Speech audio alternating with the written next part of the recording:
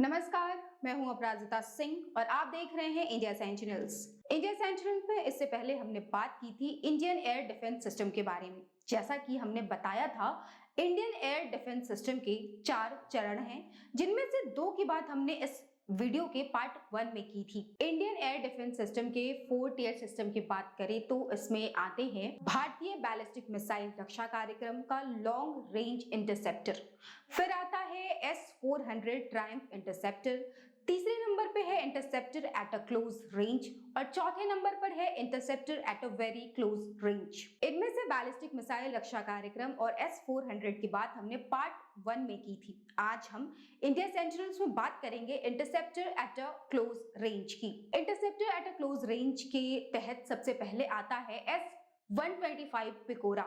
S-125 Pecora Soviet निर्मित सतह से हवा में मार करने वाली मिसाइल प्रणाली है। इस प्रणाली ने बहुत लंबे समय तक भारतीय वायुसेना की वायु रक्षा में प्राइमरी एयर डिफेंस के रूप में काम किया है। दरअसल सोवियत संघ ने साल 1961 में इस प्रणाली को उपयोग में लाया था और तब से हर समकालीन संघर्ष में ये शामिल रहा है। अब आता है Spyder, surface to air Python और डेब्राई। इजराइल एरोस्पेस इंडस्ट्रीज और राफेल एडवांस्ड डिफेंस सिस्टम द्वारा बनाई गई ये एक छोटी और मध्यम श्रेणी की मोबाइल रक्षा प्रणाली है। स्पाइडर एक निम्न स्तरीय त्वरित प्रतिक्रिया वाली सतह से हवा में मार करने वाली मिसाइल प्रणाली है, जो ड्रोन, मानव युक्त और मानव रहित विमानों और सटीक निर्देशित हथियारों को मार गिरा सकती है। कॉन्फ्लिक्ट के समय ये मोबाइल फोर्स पॉइंट और एरिया डिफेंस के साथ साथ स्थिर संपत्ति के लिए हवाई रक्षा प्रदान करता है। पाइथन 5 और डर्बी सतह से हवा में मार करने वाली मिसाइलें, जिनकी हवा से हवा में मार करने वाली मिसाइलों के साथ पूर्ण अनुकूलता है, इसे स्पाइडर लॉन्च से दागने के लिए बनाया गया है। आपको बता दें कि स्पाइडर के 2 वर्जन हैं, स्पाइडर शॉर्ट रेंज और स्पाइडर मीडियम रेंज। दोनों ही वर्जन स्वचालित, नेटवर्क केंद्रित, सभी मौसम में चलने वाली, त्वरित प्रतिक्रिया करने वाली और तेजी से लॉन्च होने वाली है। अब आता है आकाश एयर डिफेंस सिस्टम।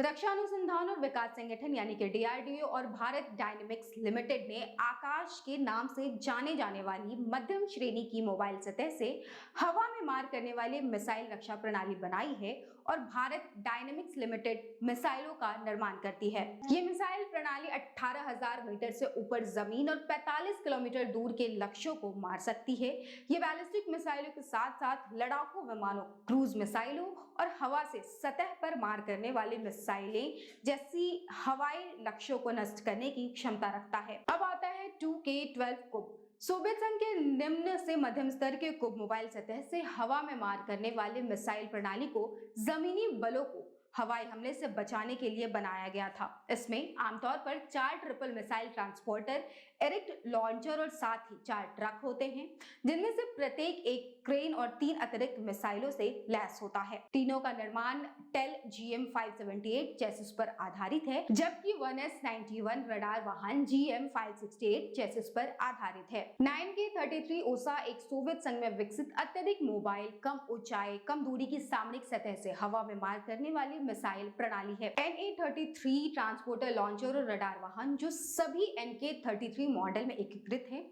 स्वतंत्र रूप से या रेजिमेंटल निगरानी रडार की सहायता से विमान की पहचान करने, ट्रैक करने और संलग्न करने की क्षमता रखते हैं। 6 पहियों वाले BHZ-5937 कार्गो ट्रक को इससे उड़ाया जा सकता है। अब आता है बराक 8 LRSAM। ये एक इंडो इजरायली सतह से हवा में मार करने वाली मिसाइल है, जिसे बराक 8 के नाम से जाना जाता है, जिसे LRSAM या मीडियम रेंज SAM के नाम से भी जाना जाता है। इसे विमानों, हेलीकॉप्टरों, एंटीशिप मिसाइलों सहित किसी भी तरह की हवाई खतरे से बचाने के लिए बनाया गया है। इजराइल एरोस्पेस इंडस्ट्रीज भारत के रक्षा अनुसंधान एवं विकास संगठन हथियार और तकनीकी आधारभूत संरचना के विकास के लिए इजरायली प्रशासन, एल्टा सिस्टम्स, राफेल और अन्य व्यवसायों ने बराक 8 के विकास में सहयोग किया है। ये मिसाइलें BDL या भारत डायनेमिक्स लिमिटेड द्वारा बनाई गई हैं। अब आता है quick reaction surface to air missile. DRDO ने भारतीय सेना के लिए quick reaction surface to air missile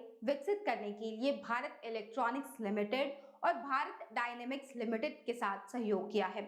ये मिसाइल एक all terrain all weather SAM है जिसमें एयरक्राफ्ट रडार जैमिंग के खिलाफ इलेक्ट्रॉनिक सुविधा है। इस मिसाइल को कनिस्तर में रखा जाता है और ट्रक पर स्थापित किया जा सकता है। QRSAM की रेंज 25 से 30 किलोमीटर है और ये ठोस ईंधन से चलती है। ठोस प्रणोदक का उपयोग एकल चरण वाली मिसाइल प्रणोदक प्रणाली में किया जाता है। इस मिसाइल में DRDO द्वारा निर्मित एक टर्मिनल एक्टिव सीकर और 2-वे डेटा लिंक के साथ एक mid course inertial navigation system भी है। जब वे चल रहे हो तो तकनीक लक्ष्य को देखने और उनका पालन करने में ये सक्षम होते हैं। QRSAM एक छोटी और पोर्टेबल हथियार प्रणाली है।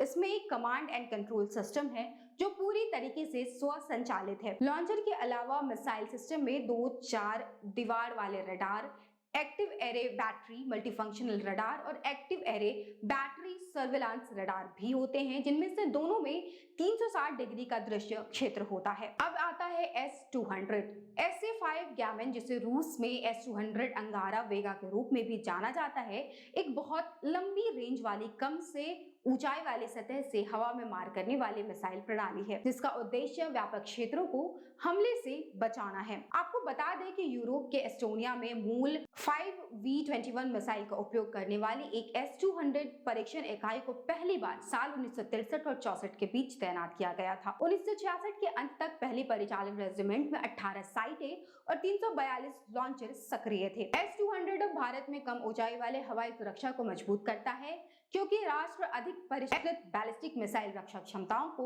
विकसित करने के लिए काम करता है, जैसे कि इसके पृथ्वी वायु रक्षा और advance air defence missile interceptor. अभी खबरों में बस इतना ही। आगे सेना से जुड़े खबरों के लिए देखते रहें इंडिया सेंटिनल्स।